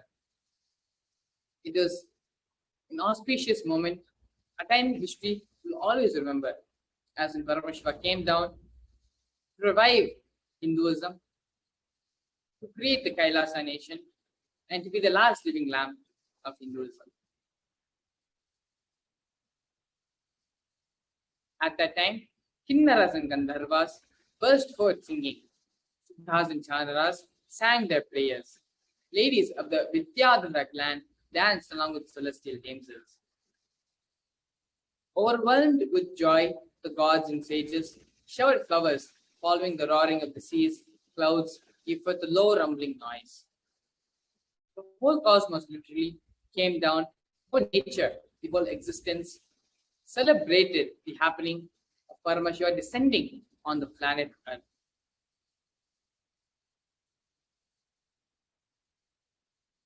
After his advent, as the body of the avatar would be delicately maturing to sustain the supreme consciousness within it, the Bhairavas who guard Lord Vishwanatha and Kashi, the Vishwanatha temple in Varanasi, India, Asitanga Bhairava, Ruru Bhairava, Chanda Bhairava, Krodha Bhairava, Unmata Bhairava, Kapala Bhairava, Bhishana Bhairava, Samhara Bhairava, Swarnakarshana Bhairava, Akasha Bhairava, and Mahakala Bhairava himself. All of them manifested and came down along with the Supreme Pontiff of Hinduism to protect and be with Paramashiva invisibly in order to protect the incarnation from any accidental harm or demonic forces who might seek to vanquish his body while he was still in the form of a child. Not only did Paramashiva come down, but as Swamiji says again and again in Satsang, when divine being, the higher energies land on this planet, they do not come alone. They come with their Angas, Uttarangas, and the Digbalakas. When Shiva comes down, Devi also comes down. Ganesha comes down, Durga comes down. The whole Kailasa comes down to celebrate the existence of Paramashiva. And so, in this beautiful scene, not only has Paramashiva landed in the body, but along with him, the 8 Bhairavas who got the Vishwanatha temple in Varanasi, Asitanga Bhairava, Ruru Bhairava, Chanda Bhairava, Krodha Bhairava, Unmata Bhairava, Kapala Bhairava, Bhishana Bhairava, and Samhara Bhairava, Swarnakashna Bhairava, Akasha Bhairava, and Mahakala Bhairava.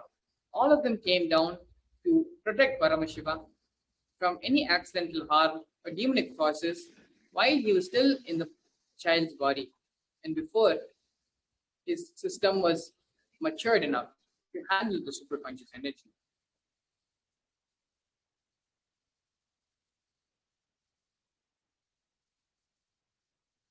As Paramashiva began his descent on the planet Earth, his forehead was white and smeared with sacred ash.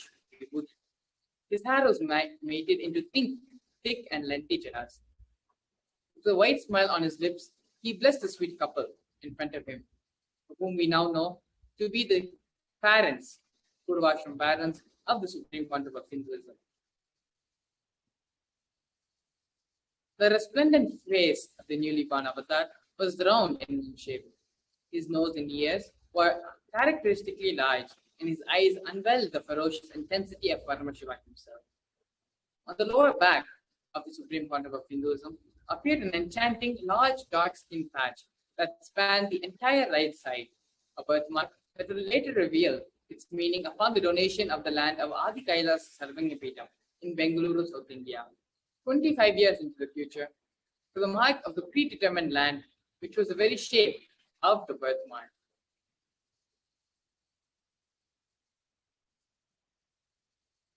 The endearing infant-sized index finger and thumb of the Supreme Concept of Hinduism on both hands were posed in tranquility in the Chin Mudra, even as he first appeared in the infant form.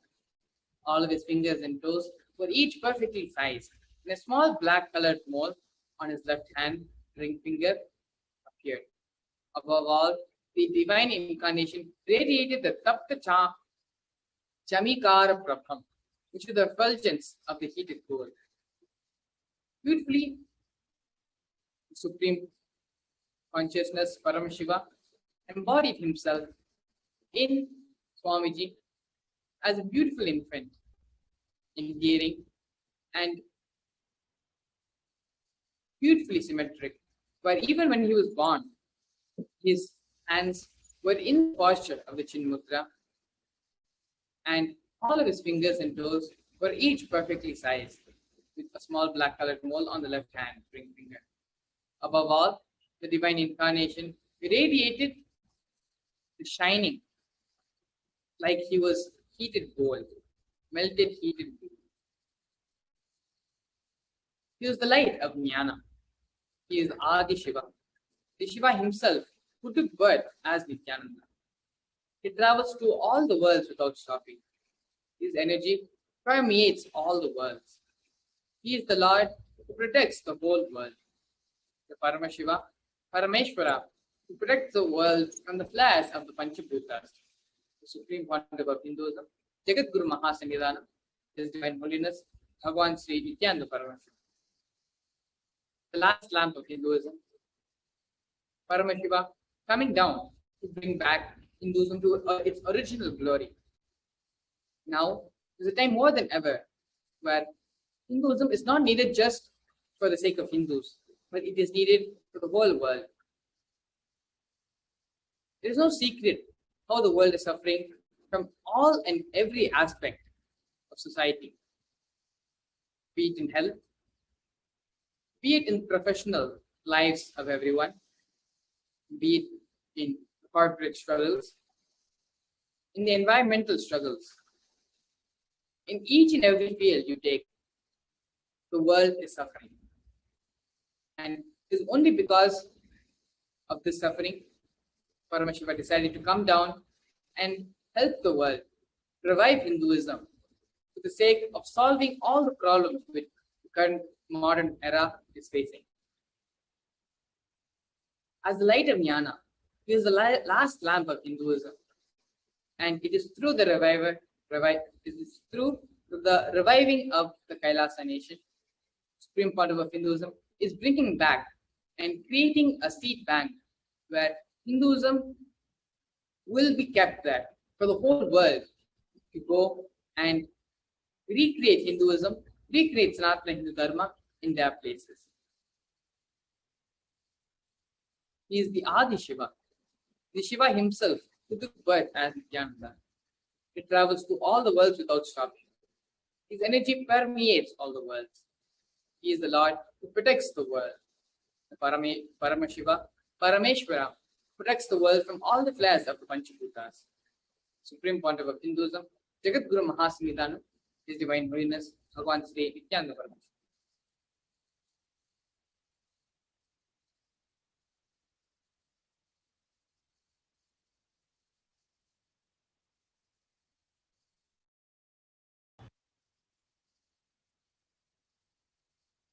So before we enter into the next segment of today's program, we're having a short break, and then we'll be entering into the different and various aspects of how we can offer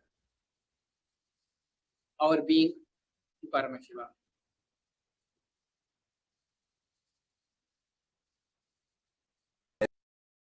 Elaborately explain the whole science of making the cosmic beings manifest in Archavatara, deities, and Nijavatara, living incarnations, both. During the Bhava Samadhi Darshan, literally those cosmic beings manifest through this body. Just like how they manifest in Archavatara, deity, they manifest in Nijavatara, Pratyakshavatara, and give you all the boons you ask, bless you. You see, each God is an independent intelligence to lead you to enlightenment. Each God is a bridge for you to achieve the Shivatva, the ultimate Shiva consciousness. Krishna is the bridge for you to achieve the Krishna consciousness. But the Shiva consciousness, Krishna consciousness, all consciousness is one and the same. Ultimate consciousness only. So that energy itself completely expresses. Just like Radhika, when I see my own sweetness in the mirror, I become eager to taste it. I find that the only way to relish this sweetness is through the constitution of Sri Radhika.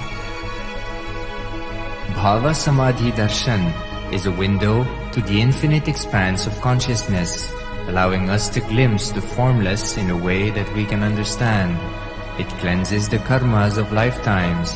It awakens our biomemory to the space of Paramashiva, the ultimate consciousness, and creates a deep... Yes, we're back. Now we're going to be entering into why the Guru is needed in our lives. Who is a Guru? The Guru or Master is not a Vyakti, a person, as we imagine. He is a Tattva, principle. He is simply a physical representation of the divine. In the Vedic tradition, the spiritual teacher, the Guru or the Master, is said to be more important than God. God is always and everywhere, but it is the Guru who opens the disciples' eyes to the existence of God. The Master is the doorway to one's own experience of the divine. Here we have a Shastra Pramana on Guru. Ananyashchintayanto mam sulabham paramam padam tasmat sarva prayatnena gururadhanam kuru. The supreme state is easily attained by those who think of nothing else than me. Therefore, strive to the utmost to propitiate the Guru. Guru Murtim Smaret Nityam Gurunam Saddap Japetaha Guru Ragyam Prakurvita Guru Ranyan Nabhavayet. Always remember the Guru's form. Constantly repeat the divine name given by the Guru. Always follow the commands of the Guru. Think of nothing other than the Guru.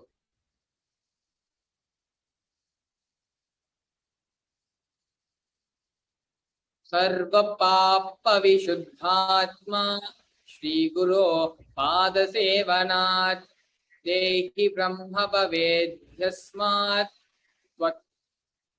Vatkipartham Vadamite. Out of compassion for you, I shall tell you how the embodied souls become Brahman, having been purified of all sins by serving the feet of the Guru. In Hinduism, this concept of the Guru Shishya Sampradaya is unique to the Vedic tradition. It is because of this continuous stream of Guru teaching the disciple and this Guru Shishya Parampara. This is what is the backbone of Hinduism and what kept Hinduism alive for so many thousands of years. As we have previously gone over, even though Paramashiva is the ultimate, even though he is the Brahman, the supreme consciousness, the source of the whole cosmos, it is only because of the Guru our eyes open and even know about his existence. However great Paramashiva, however great Brahman, and all these energies and concepts and tattvas may be, without anyone to tell us about it, without anyone to open our eyes to the greatness of something, the greatness of the whole cosmos, it is equivalent to being kept in ignorance. And so Paramashiva himself says repeatedly again and again in the Guru Gita, there is nothing greater than Guru. Because without Guru, Paramashiva himself doesn't have any meaning. Without anyone celebrating the purpose, without anyone realizing the space of Paramashiva, then what for is the existence need? And that is why Guru is kept at the utmost, in the highest position and respect in Hinduism. Because it is only through the Guru we achieve the ultimate. To illustrate it, the Guru is like a big ship taking us across the ocean.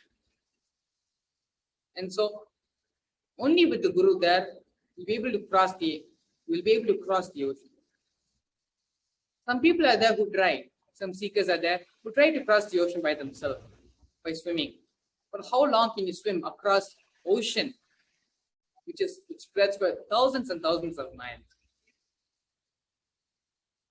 When you have the Guru, the journey is so sweet and beautiful. Not only is he taking you on his ship, but he also knows the path and the way to reach the ultimate. You can always try to navigate through the forest by yourself.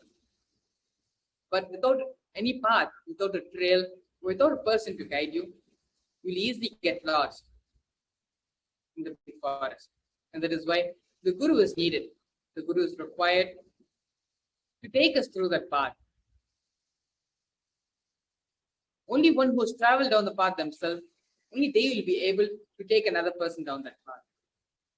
And so the Guru who has already achieved the ultimate space of Paramashivatva, of Paramashivoham, only such people are eligible to take us down the same path themselves. When the Supreme Pontiff of Hinduism, when Swamiji came down on this planet, he himself had multiple gurus in his life to show him the path, to show him the various techniques, and give him the experience of Paramashiva. Paramashiva himself needs the Guru Tattva so that he can realize the ultimate space of Paramashivatva, and so that he'll be able to guide us down the same path as well. So the importance of Guru is much beyond anything else in the world. There's a small story which Swamiji beautifully says.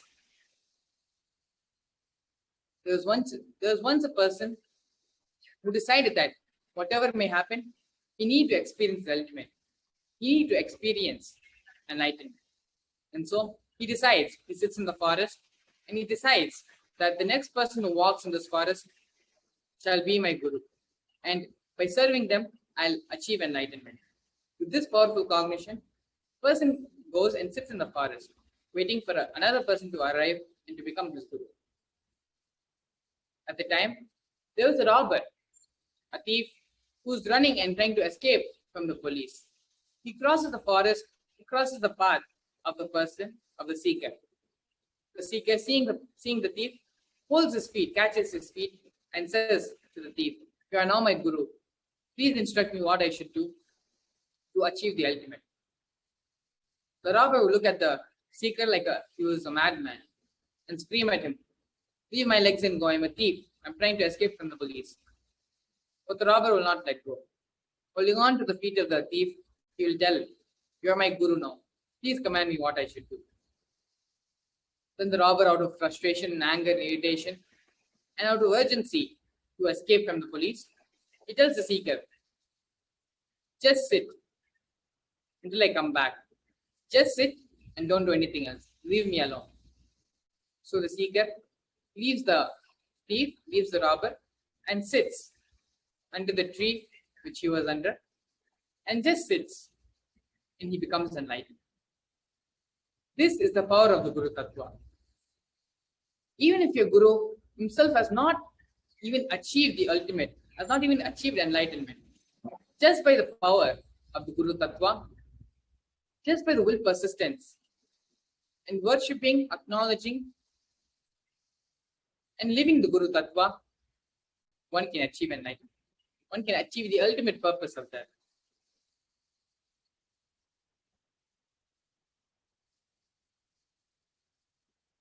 Here we have a beautiful video where Swamiji expands how we can be available directly to the Guru.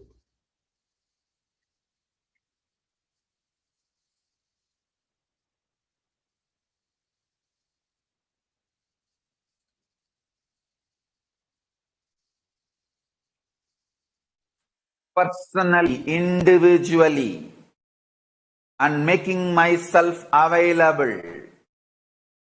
This being is now available to all of you, to each one of you.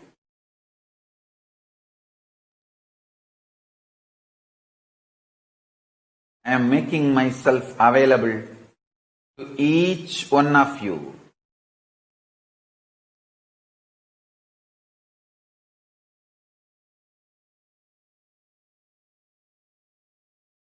To each one of your being. Now the relationship is absolutely between you and me. It is absolutely you and me. Allow me to fill you.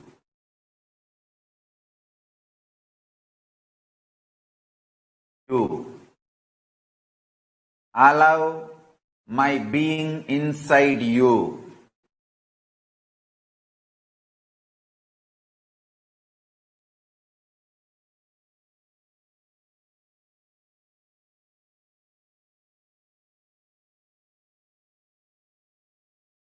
When you start tasting my being, all your past fears, greeds, powerlessness,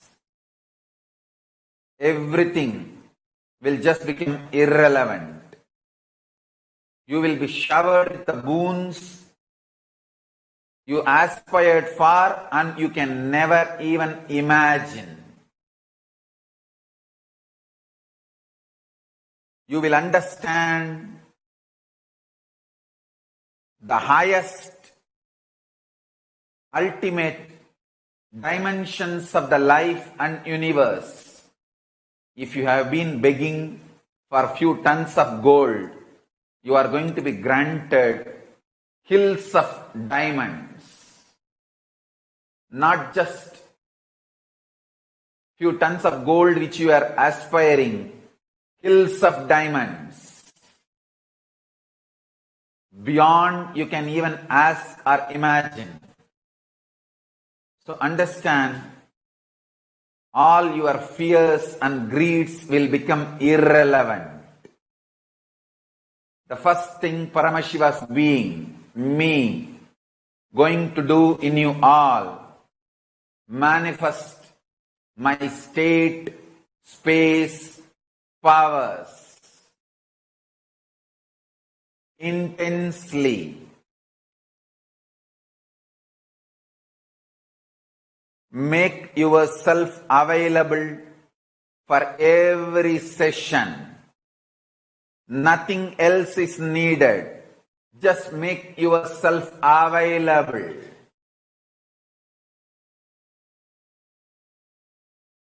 Anyone makes yourself available, I'll make myself available to you. All the words I am uttering are mantra. I am not going to give you any teaching. I am not going to give you any technique. I am just directly uttering every word which is mantra to manifest in your being. I am manifesting Paramashiva, myself completely. So your brain can mirror these neuron activities. Understand?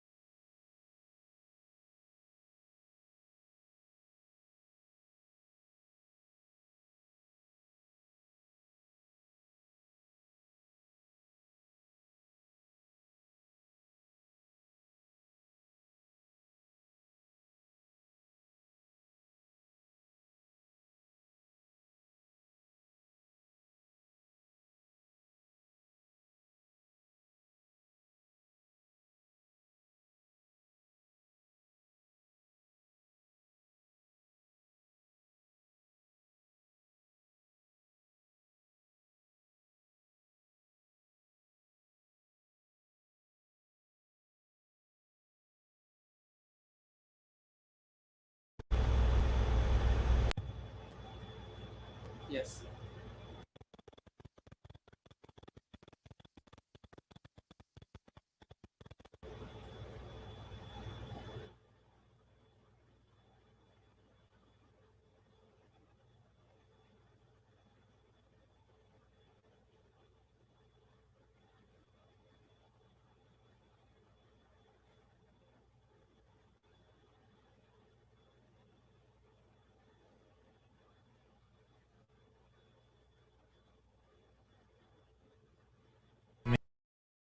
In us.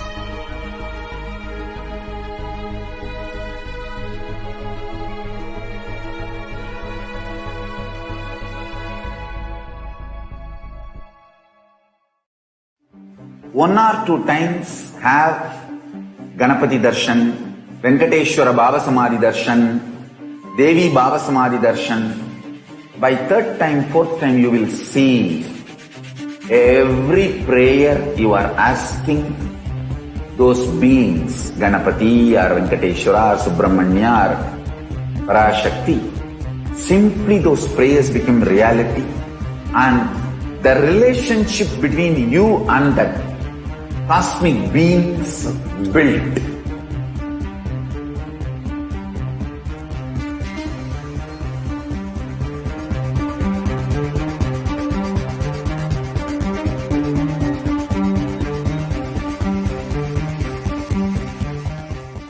I tell you, each Bhava Samadhi Darshan is a spiritual treat, enjoy.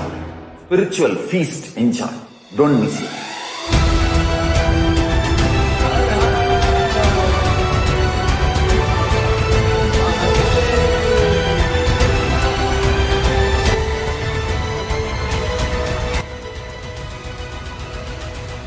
Never miss a Bhava Samadhi Darshan. Enjoy Paramashivoham, which is introducing and making you cognize the cosmic principles and cosmic beings. The state of Paramashiva, space of Paramashiva, powers of Paramashiva, being of Paramashiva. There are some great spiritual sciences unique to Hinduism.